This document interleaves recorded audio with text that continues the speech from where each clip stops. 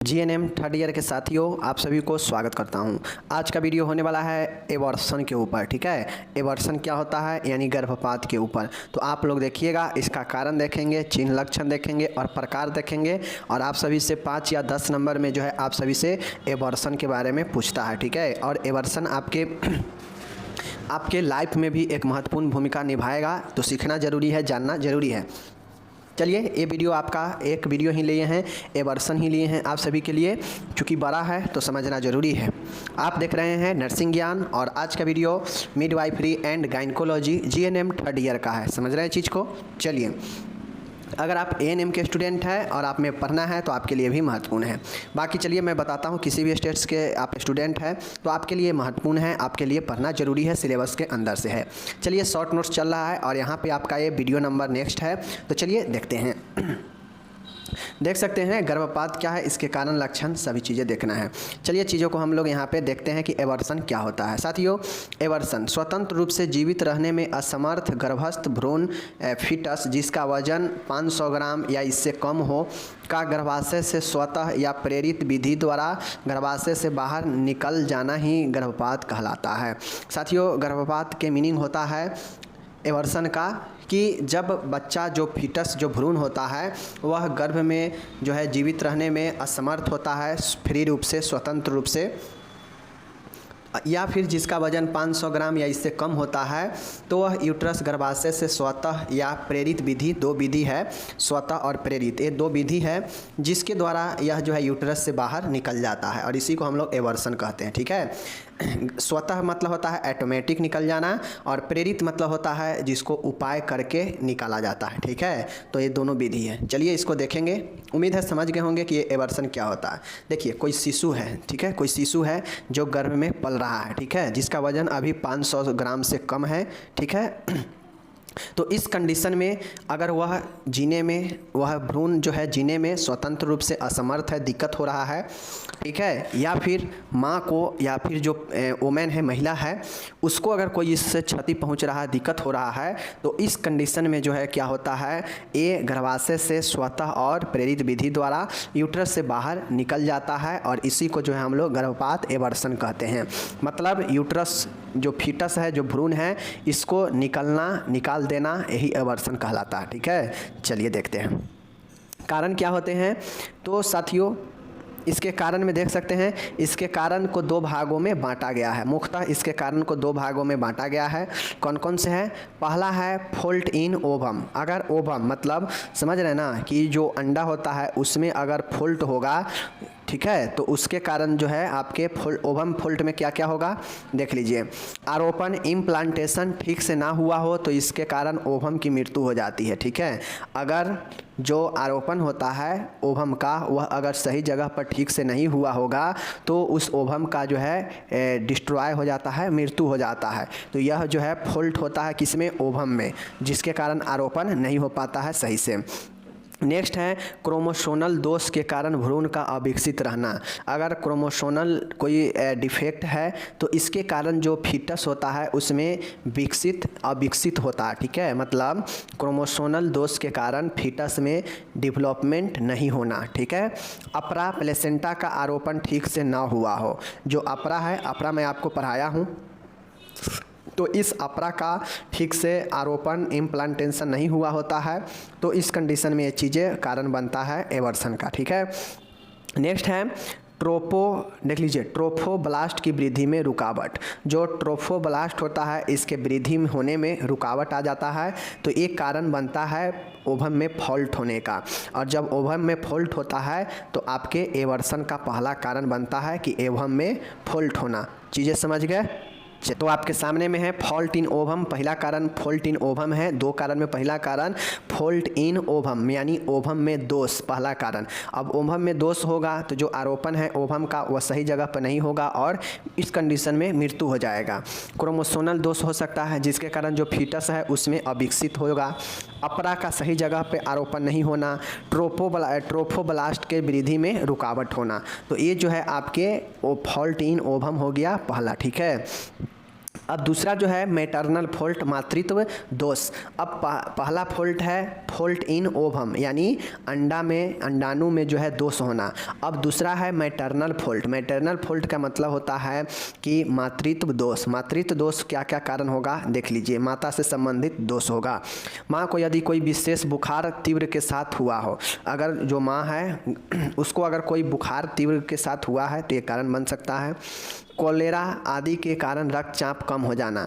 अगर कोलेरा के कारण माँ का रक्तचाप कम हो गया है तो यह मैटरनल फॉल्ट है, ठीक है। किसी दवा का असर जैसे कुनैन अथवा कोई तीव्र प्यूरिगेटिव डायबिटीज मिलाइटिस, ठीक है, chronic nephritis with hypertension may be cause.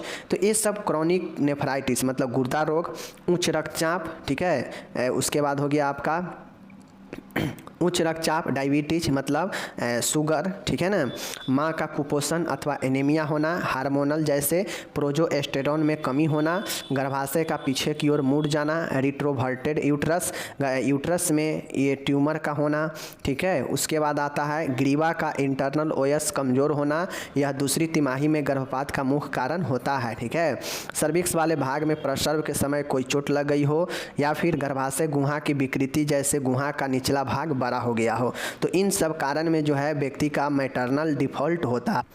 तो यहाँ पे सीधा समझिए कि एवर्सन होने का दो प्रमुख कारण है। दो प्रमुख कारण कौन कौन से हैं, तो आपको एक चीज़ ध्यान में रखना पड़ेगा कि एवर्सन कराने का दो कारण है। दो कारण, पहला कारण है ओवम में फॉल्ट इन ओवम, ठीक है, फॉल्ट इन ओवम, चीज़ें को समझ गए। दूसरा है फॉल्ट इन मैटरनल, ठीक है, मैटरनल फॉल्ट, मातृत्व दोष, ठीक है, maternal fault, okay, maternal fault. ये आपका हो गया क्या चीज़, ये दो कारण हैं जिसके कारण क्या होता है आपके कि जो भी माता का कारण बनेगा तो मैटरनल फॉल्ट होगा। अब मैटरनल फॉल्ट में क्या क्या होगा, तो यूट्रस का निचला भाग बड़ा हो जाना, ठीक है, यूट्रस कैविटी का, सर्विक्स के भाग में जो है पहले प्रसव के दौरान चोट लग जाना, ठीक है, जो सर्विक्स है उसका इंटरनल ओएस का कमज़ोर होना, यह ज़्यादातर दूसरी तिमाही में होता है प्रेगनेंसी का, ओके। गर्भाशय में ट्यूमर होना, गर्भाशय के पीछे की तरफ मुड़ जाना, हार्मोन जैसे प्रोजेस्टेरोन में कमी होना, माँ का कुपोषण तथा एनीमिया होना, क्रॉनिक नेफ्राइटिस यानी गुर्दा होना, उच्च रक्तचाप बढ़ना, ठीक है, डायबिटीज मेलाइटिस यानी चीनी का रोग होना, ठीक है। उसके बाद कोई ऐसे दवा लेना, कोलेरा के कारण रक्तचाप कम हो जाना, ठीक है। उसके बाद माँ की यदि कोई विशेष बुखार हुआ हो, तो ये सब मैटरनल फॉल्ट होता है जिसके कारण एवर्सन कारण बनता है, ठीक है। तो ये सब चीज़ें मैं आपको बता दिया। अब यहाँ पे आपको समझना होगा चिन्ह और लक्षण। अगर किसी को एवर्सन होता है तो उसमें क्या क्या लक्षण और चिन्ह होते हैं, क्या क्या देखने को मिलता है, तो इस चीज़ को चलिए देखिए। किसी का अगर गर्भपात कराया जाता है, एवर्सन होता है, तो उसमें योनि द्वारा रक्तस्राव आते रहता है, भेजिना के द्वारा ब्लीडिंग होते रहता है। चीज़ों को समझ रहे हैं। योनि से गांठ जैसी वस्तु का निकलना, योनि से भेजिना से जो है लंप जैसे गांठ जैसे वस्तु का स्राव होते रहता है। कमर व जांघों के आसपास पेल्विक रीजन में दर्द होता है। उदर के निचले भाग में ऐंठन युक्त दर्द जारी रहता है। अगर किसी का गर्भपात कराया जाता है तो एवर्सन होता है तो उसके जो पेट होते हैं, पेट के जो इलियाइक रीजन होता है, उस इलियाइक रीजन के नीचे जो है दर्द होते रहता है, ठीक है। अधिक रक्तस्राव के कारण स्त्री को बेचैनी हो जाती है, हृदय धड़कन भी बढ़ जाती है, एनीमिया भी हो जाता है, ठीक है। तो ये सब जो है आपके होते हैं लक्षण, और सारे लक्षण इसमें हो सकते हैं जो आप एक समझिए नॉर्मली तौर पे कि किसी का अगर एवर्सन हुआ है या कराया गया हो तो उसमें क्या क्या प्रॉब्लम होगा। क्योंकि जो उसके गर्भ में पल रहे शिशु भ्रूण होते हैं उसको निकाल दिया जाता है, तो उसको निकालने के बाद क्या क्या समस्या हो सकता है, इस चीज़ को लक्षण में लिख देना है, ठीक है। चलिए अब हम लोग यहाँ पे देखेंगे प्रोसेस ऑफ एवर्सन, गर्भपात की क्या प्रक्रिया है। प्रक्रिया जानना बहुत ज़रूरी है, यही काम की चीज़ें हैं। गर्भ अवस्था के दूसरे माह से, ठीक है, दूसरे माह में गर्भपात में स्त्री की समस्त गर्भाशयी रचना पत्निका डेसुडा सहित एक ढेर पुंज के रूप में एक बार में ही बाहर आ जाती है, ठीक है। बाहर आ जाती है। तीसरे माह के गर्भपात में, ठीक है, कोरियन तथा डेसूडा गर्भाशय में ही रुक जाते हैं, जबकि गर्भ मतलब जेस्टेशन सैक बाहर आ जाता है। चौथे माह से यह प्रक्रिया छोटे पैमाने पर एक प्रकार का प्रसव ही होता है, ठीक है। भ्रूण पहले निकल जाता है, बाद में झिल्ली प्लेसेंटा निकलते हैं, क्योंकि प्लेसेंटा मजबूती से डेसूडा पर स्थापित हो चुका होता है। तो इस प्रक्रिया को समझिएगा। पहले देखिए, पहले दूसरे, ठीक है, गर्भ अवस्था के दूसरे माह में गर्भपात में स्त्री की, अगर देखिए गर्भ अवस्था में कोई है, दूसरे माह में अगर किसी को गर्भपात किया गया मतलब एवर्सन किया गया, तो उसमें जो भी समस्त रचना बना है 2 माह में उसके यूट्रस में, वो समस्त रचना सहित जो है डेसूडा होता है, पत्नी का जो उत्तक होता है, यह सब के सब जो है क्या होता है, एक ही बार में बाहर आ जाता है, ठीक है, दूसरा सप्ताह में। चूँकि इस समय नए नए सब चीज़ का रचना हुआ रहता है तो ज़्यादा झंझट नहीं लगता। इसमें यूट्रस में जो भी चीज़ का निर्माण हुआ है, रचना बना है, सब के सब जो है बाहर आ जाता है एक ही बार में, ठीक है। लेकिन जैसे ही दूसरे से तीसरे तिमाही में अगर एवर्सन जाता है तो एवर्सन में कोरियन तथा डेसूडा गर्भाशय में ही रुक जाते हैं, जबकि गर्भ बाहर आ जाता है, ठीक है, जबकि गर्भ जो है बाहर आ जाता है, ठीक है। मतलब सीधा समझिए, तीसरे तिमाही में जो बच्चे होते हैं, जो ऐसी भ्रूण होता है, वह भ्रूण जो है क्या होता है, बाहर आ जाता है, जबकि जो कोरियन और जो डेसूडा होता है वह यूट्रस में ही रुक जाता है। जबकि दूसरे माह में सब निकल जाता है एक ही बार में। जब तीसरे सप्ताह में माह में जाता है तो कोरियन और डेसूडा जो है रुक जाता है यूट्रस में, सिर्फ और सिर्फ जो गर्भस्थ शिशु होता है वही बाहर आता है, ओके। जब ये चीज़ चौथे माह में यह प्रक्रिया अगर होता है तो सारा चीज़ें जो है छोटे पैमाने पर एक प्रकार का प्रसव की तरह होता है। मतलब अगर कोई प्रेगनेंसी के चौथे सप्ताह में अगर कोई एवर्सन हो रहा है तो इसमें जो होता है एक प्रकार से जिस तरीक़ा से प्रसव होता है, डिलीवरी, उसी प्रकार से चौथे माह में यह एवर्सन की प्रक्रिया होती है, ठीक है। उसके बाद देखिएगा, भ्रूण पहले निकाला जाता है।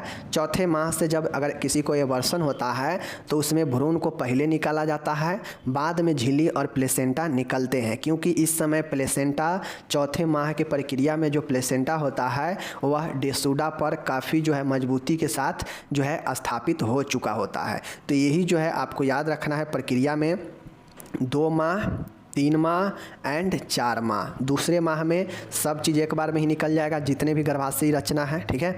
तीसरे माह में सिर्फ और सिर्फ जो गर्भस्थ शिशु होगा, वो भ्रूण होगा, वही निकलेगा और डेसूडा और पत्निका अंदर ही रह जाता है। जबकि चौथे माह में अगर ये प्रक्रिया होता है तो यह एक प्रसव का छोटा सा हिस्सा के प्रकार की तरह होता है, इसलिए यहाँ पे जो है जो प्लेसेंटा और जो डेसूडा होता है वह जो है मजबूती के साथ चौथे महीने में स्थापित हो गया रहता है। इस कारण से भ्रूण पहले निकलता है और झिल्ली और प्लेसेंटा बाद में निकलता है। चीज़ें को समझ गए? चलिए अब हम लोग प्रकार देखेंगे। लास्ट में हम लोग से प्रकार पूछा गया है, तो साथियों 6-7 प्रकार है एवर्सन का, जिसको जानना बहुत ज़रूरी है। चलिए एक एक करके हम देखते हैं। ऐसे मैं ये सब के सब पढ़ा चुका हूँ, ठीक है। ये सब जितने भी एवर्सन के प्रकार था, मैं डिफिनीशन बारे में सब के सब बारे में जानकारी दे दिया हूँ। तो अगर आप स्टूडेंट हैं तो आप लोग जान रहे होंगे कि मैं कितना आपको जानकारी दिया हूँ, नहीं दिया हूँ। चलिए टाइप्स ऑफ एवर्सन। तो एवर्सन के निम्न प्रकार है, नीचे दिए गए हैं, देखिए। पहला प्रकार है three trend aversion. Three trend aversion का मतलब होता है संभावित गर्भपात, थ्री ट्रेंड, ठीक है, थ्री ट्रेंड एवर्सन। देखिए यह गर्भपात वह प्रकार है जिसमें गर्भपात की प्रक्रिया प्रारंभ तो हो गई है, परंतु यह उस स्थिति में नहीं पहुंची है जिसमें गर्भावस्था के जारी रखना असंभव हो। इसमें चिकित्सीय सहायता से गर्भपात को रोका जा सकता है। देखिए अब होता यह है कि थ्रीटनेड एवर्सन में होता यह है कि संभावित गर्भपात होता है। इसमें जैसे होता यह है कि किसी न किसी कारण से एवर्सन शुरू हुआ, लेकिन जब एवर्सन की प्रक्रिया शुरू हो गया तो इसमें अचानक से मन हुआ फैमिली का या जिसका एवर्सन हो रहा है उसका मन हुआ कि नहीं, हमें एवर्सन नहीं कराना है, चाहे हम जिंदा रहे या नहीं। तो इस कंडीशन में यह जो है जितना देर तक यह प्रक्रिया हुआ है उतना देर के प्रक्रिया तक जो है इसे रोक दिया जाता है और चिकित्सक के से डॉक्टर की सहायता लेकर जो भी हुआ है उससे और जो भी बाकी है उसको जो है बचाया जा सकता है, रोका जा सकता है। ठीक है, मन सीधा समझिए कि संभावित गर्भपात थ्रेटनेड एवर्सन एक ऐसा प्रकार है जिसमें यह प्रक्रिया एवर्सन का तो शुरू हो गया है प्रोसेस, बट यह इस स्थिति में नहीं पहुंचा है कि वहां से जो है अब जो भ्रूण है उसको बचाया नहीं जा सकता है। ठीक है, अगर मन हो गया कि नहीं हमें यह जो है रखना ही है प्रेगनेंसी और एवर्सन नहीं कराना है, तो उस कंडीशन में रहता है कि वहाँ पे अगर डॉक्टर देख रेख करे तो फिर से वह जो एवर्सन है रुक जाएगा और भ्रूण जो है जिंदा रहेगा और पलने लगेगा प्रेगनेंसी में। ठीक है, तो यही जो है संभावित गर्भपात होता है। चीज़ें को समझ गए? सीधी सी बातें हैं कि यह एक ऐसा प्रकार होता है और यह एक ऐसी प्रक्रिया होती है जहाँ तक यह पहुँची रहती है वहाँ तक यह संभव होता है कि जो है गर्भ में जो भ्रूण है उसको बचाया जाए। मतलब जितना अभी काम हो चुका है एवर्सन का उतना अभी बच्चे के निकालने के लिए काफ़ी नहीं होता है, और उस कंडीशन पर अगर डॉक्टर का सहायता लिया जाए तो उससे जो है रोका जा सकता है एवर्सन का। ठीक है, और शिशु जिंदा रहेगा। तो यह थ्रेटनेड संभावित हो गया। ओके, दूसरा होता है इनवेटिबल एवर्सन, अपरिहार्य गर्भपात। इस स्थिति में गर्भ अवस्था को जारी रखना संभव नहीं होता है, महिला का स्वास्थ्य प्रभावित होता है, भूख नहीं लगती है, बुखार भी हो सकता है तथा बेचैनी रहती है। तो दूसरा जो है क्या है हमारा अपरिहार्य गर्भपात, इनएविटेबल एवर्सन। इस स्थिति में मतलब यह जब अपरिहार्य गर्भपात का मतलब होता है कि यह गर्भपात इस स्थिति में होता है। देखिए, इस स्थिति में गर्भावस्था को जारी रखना संभव नहीं होता है।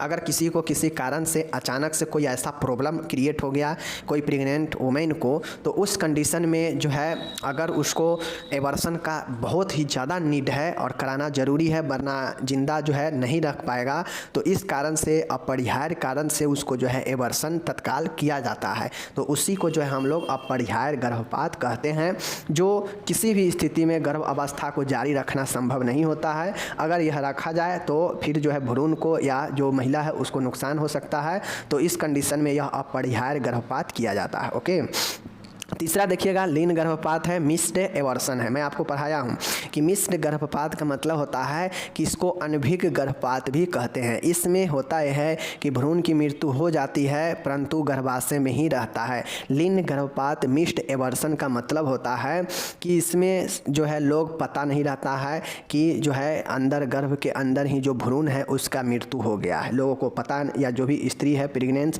उसको पता नहीं रहता है कि हमारे गर्भ में पल रहे बच्चे का जो है मृत्यु हो गया है, भ्रूण का मृत्यु हो गया है, और वह जो है यूट्रस में ही कई दिनों तक रहता है। इसी को हम लोग लीन गर्भपात मिस्ड एवर्सन कहते हैं। समझ गए ना? ये ऐसा गर्भपात के प्रकार जिसे अनभिज्ञ कहते हैं, मतलब इससे कोई ज्ञान नहीं है कि हमारा भ्रूण जो है वह हमारे गर्भ में ही डेथ कर गया है, इससे कोई जो है हमें जानकारी नहीं रहता है, इसीलिए इसको हम लोग लीन गर्भपात मिस्ड एवर्सन कहते हैं, और यह कई दिन तक गर्भाशय में ही मृत्यु होकर रहता है। ठीक है, चौथा जो देखिएगा पूर्ण गर्भपात कंप्लीट एवर्सन। कंप्लीट एवर्सन का मतलब होता है कि इस गर्भपात में निषेचन के उत्पाद मतलब प्रोडक्ट ऑफ कंसेप्शन पूर्ण रूप से बाहर निकल जाते हैं। यह 3 माह से पहले ही होने वाला जो है एवर्सन होता है। अगर पूर्ण कंप्लीट एवर्सन का मतलब होता है कि जो भी उत्पाद है जो यूट्रस में बना है, चाहे वो निषेचन के फलस्वरूप जो भी प्रोडक्ट है, कंसेप्शन है, जो भी उत्पाद बना है वह जो है पूर्ण रूप से यूट्रस से बाहर निकल जाता है। ठीक है, इसी को जो है हम लोग कंप्लीट एवर्सन कहते हैं, और यह 3 माह से पहले ही होता है। ठीक है, 3 माह से तक जो है कोई ज़्यादा प्रोडक्ट रूप नहीं लिया रहता है, अभी धीरे धीरे स्टार्ट ही होता है बनना। तो इस कंडीशन में अगर जो भी निषेचन वाला प्रोडक्ट है और उसके साथ में और सारे चीज़ हो सकता है तो वह जो है कंप्लीट बाहर निकल जाता है, तो इसी के लिए हम इसको कंप्लीट कहते हैं। ठीक है, 5वां देखते हैं यहाँ पे अपूर्ण इनकम्प्लीट एवर्सन। इनकम्प्लीट, एक था पूर्ण एक है अपूर्ण। इनकम्प्लीट का मतलब है कि यह जो होता है गर्भपात कंसेप्शन से 12 सप्ताह मतलब समझ रहे हैं ना, 3 सप्ताह महीने के बाद ही होता है। ठीक है, कंप्लीट 3 महीने से पहले हो जाता है, अगर कंप्लीट होगा तो 3 महीने से पहले हो जाएगा। ठीक है, उसमें जो भी कंसेप्शन होगा कंप्लीट बाहर आ जाएगा।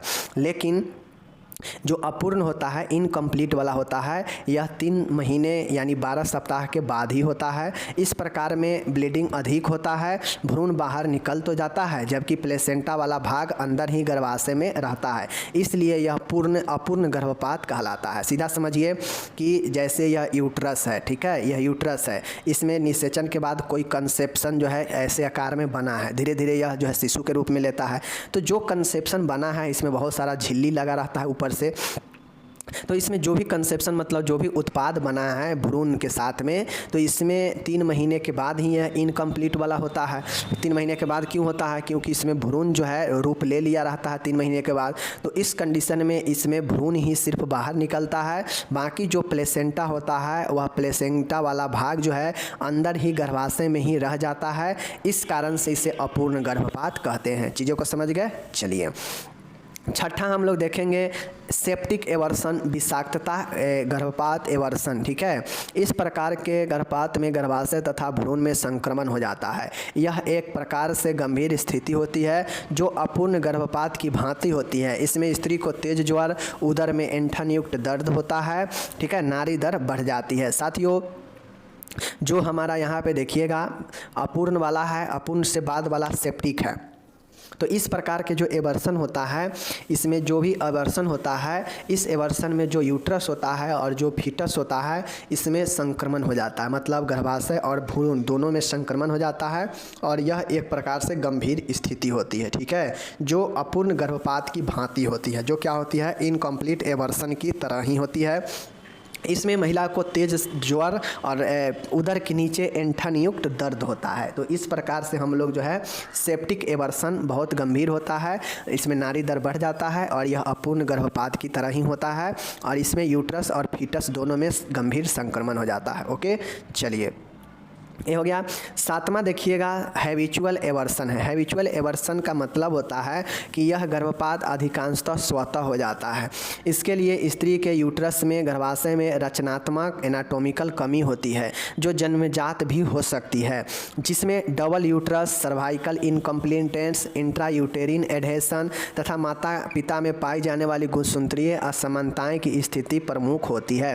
देखिए, हैबिचुअल एवर्सन का मतलब होता है कि यह जो इसमें का जो हैबिचुअल एवर्सन में होता है कि जो भी एवर्सन होता है अधिकांशतः मैक्सिमम ऑटोमेटिक हो जाता है, स्वतः हो जाता है, ठीक है। इसके लिए जो स्त्री होता है उसके जो यूट्रस होता है उसमें रचनात्मक मतलब बनावटी कमी होती है, ठीक है, चाहे वह उसके बच्चे में ही, स्त्री के बच्चे में ही क्यों ना यह बनावटी कमी हो, लेकिन होता है, जन्मजात भी यह हो सकता है, जिसमें डबल यूट्रस हो सकता है, ठीक है, यूट्रस डबल हो सकता है। सर्वाइकल जो ग्रीवा है उसमें अपूर्ण बनावट होगा, इंट्रा यूटेरिन, ठीक है, एडहेशन हो सकता है, ठीक है। उसके बाद यानी मूत्र नली में विकार हो सकता है। माता पिता के गुणसूत्रीय असमानता भी जो है इसका प्रमुख कारण बनता है और इन सब में अपूर्ण यानी यूट्रस में अपूर्ण रचना होने के कारण यह एवर्सन अधिकांशतः स्वतः ही हो जाता है या फिर ये सब कारण से जो है जन्मजात भी हो सकता है उस महिला का यूट्रस में प्रॉब्लम, जिसके कारण हैबिचुअल एवर्सन हो जाता है जो स्वतः निकल जाता है, ठीक है। अब 8वां और आखिरी देखिएगा यहाँ पे चिकित्सीय गर्भावस्था समापन, medical termination of pregnancy, MTP मैं आपको पढ़ा दिया हूँ, ठीक है, लेकिन फिर भी जान लीजिए यह भी एक आपका गर्भपात एवर्सन का प्रकार ही है। 20 सप्ताह की अवधि, 20 सप्ताह मतलब समझ रहे हैं ना, 4 सप्ताह देख लीजिए। देखिए, 1 महीने में 4 सप्ताह होता है तो 20 सप्ताह यानी 5 महीने, ठीक है, 5 चौके 20 सप्ताह होता है। तो 5 महीने से पहले के गर्भ अवस्था में किसी रजिस्टर्ड स्त्री रोग विशेषज्ञ द्वारा महिला के स्वास्थ्य एवं जीवन की रक्षा हेतु जो गर्भपात एवर्सन किया जाता है उसे MTP कहते हैं। यह कानूनी रूप से वैध होता है। इसको सरकार जो है क्या करती है, मान्यता देती है इस कंडीशन में, कब कि जब 20 सप्ताह इससे कम अवधि का अगर प्रेगनेंसी होता है और इस कारण अगर कोई महिला है उसको स्वास्थ्य और उसके जीवन को हानि पहुंचा सकता है तो इसके रक्षा के लिए ये जो है एवर्सन किया जाता है जिसे MTP कहते हैं। इस MTP को एक्ट 1971 की धाराओं के अनुसार ही किया जाता है। जो भी स्पेशलिस्ट गाइनकोलॉजिस्ट होती है, स्त्री रोग विशेषज्ञ, वह जो है इस एक्ट के तहत इस अनुसार करती है एवर्सन, ठीक है। चलिए अब इसका आप एक चीज़ें आप लोग यहाँ से देख लीजिए कि कैसे ये चीज़ें होता है। मैं आपको पहले बताया कि यह जो है आपके एबॉर्शन है, ठीक है, गर्भपात है, दो प्रकार से होता है। पहले ही बताया, एक स्वतः होता है, स्पॉन्टेनियस होता है, और एक इंड्यूस्ड होता है, प्रेरित विधि होता है। स्वतः और प्रेरित विधि बताए हैं। अब देख लीजिए, यह भी दो प्रकार के और यह भी दो प्रकार के। प्रेरित विधि एक इलीगल होता है, कानूनी होता है, और एक कानूनी होता है जो लीगल होता है, एमटीपी, जो सरकार के द्वारा बनाया गया है। यह तब करवाया जाता है जब स्त्री को कोई नुकसान होने वाला हो, चाहे वो शारीरिक सुरक्षा के लिए यह किया जाता है। लेकिन ये जो होता है यह गैर कानूनी इलीगल होता है, जो मान गए किसी का किसी प्रोस्टिट्यूशन हो गया, या फिर आपके मान गए रेप के बाद हो गया, या फिर मान गए कोई किसी से किसी का अगर गलत रिलेशन होने के कारण ये चीज़ें हो गया हो, तो इस कारण से जो है यह लोग जो है करवाते हैं और यह गैर कानूनी होता है, ठीक है। तो प्रेरित विधि दो प्रकार की होता है, जिसमें प्रेरित करके जो है गिराया जाता है, एबॉर्शन करवाया जाता है, ठीक है। और यह स्वतः विधि जो होता है यह एक बार होने वाला होता है और यह बार बार होने वाला होता है। यह जो है स्वतः विधि दो प्रकार से होता है, एक बार आइसोलेटेड और बार बार, मतलब समझ रहे चीज़ को। चलिए अब ये जो स्वतः विधि होता है, स्वतः विधि में जो ऑटोमेटिक आ जाता है वह थ्रीटेड, संभावित, ठीक है, अपरिहार्य, इनएविटेबल, पूर्ण, कंप्लीट, इनकम्प्लीट, अपूर्ण, लीन, मिस्ट और विषाक्तता, सेप्टिक। ये चीज़ें समझ गए। तो इस प्रकार से 1 2 3 4 5 6 जो है यह स्वतः विधि होता है, ठीक है, स्वतः विधि होता है। इसमें एक बार में ही हो जाएगा या बार बार हो सकता है ऐसे चीज़ें, लेकिन यह स्वतः विधि होता है, ठीक है। ये चीज़ें है, यह ऑटोमेटिक जो है निकल जाने वाला होता है, ओके। और यह प्रेरित वाला जो होता है, इसमें प्रेरित करके निकाला जाता है भ्रूण को यूट्रस से, जो एक एमटीपी के द्वारा होता है, जो कि वैध है, कानूनी है। और यह गैर कानूनी भी बहुत चलता है, एबॉर्शन, जो कि गलत कामों से होता है, ठीक है। बाकी चलिए यहाँ पे मिलेंगे अगले वीडियो में, मैं आपको अच्छे से समझा दिया हूँ। बाकी आप लोग इसको पढ़िए, यहाँ पे इंग्लिश दिए गए हैं, इंग्लिश में पढ़िए, हिंदी वाले हैं तो हिंदी में पढ़िए, आपको हिंदी इंग्लिश दोनों में पढ़ा रहे हैं। तो आप लोग के सामने ये सारा के सारा चीज़ें दे रहे हैं, तो आप लोग ज़रूर इसका फ़ायदा उठाइए, ओके। चलिए बाकी मैं आपको हिंदी इंग्लिश जो भी चीज़ें हैं आपको पीडीएफ डिस्क्रिप्शन से मिल जाएगा, आप लोग इसको पीडीएफ को डाउनलोड करिएगा, ठीक है। चलिए देख लीजिए, यहाँ पे साइन एंड सिम्टम्स सब अच्छे से बता दिए हैं, कोई दिक्कत नहीं होनी चाहिए। चलिए मिलेंगे अगले वीडियो में, तब लोग आप लोग अपना ख्याल रखिएगा। इधर इंग्लिश दिया गया है, ऊपर हिंदी था, तो आप लोग पढ़िए। धन्यवाद।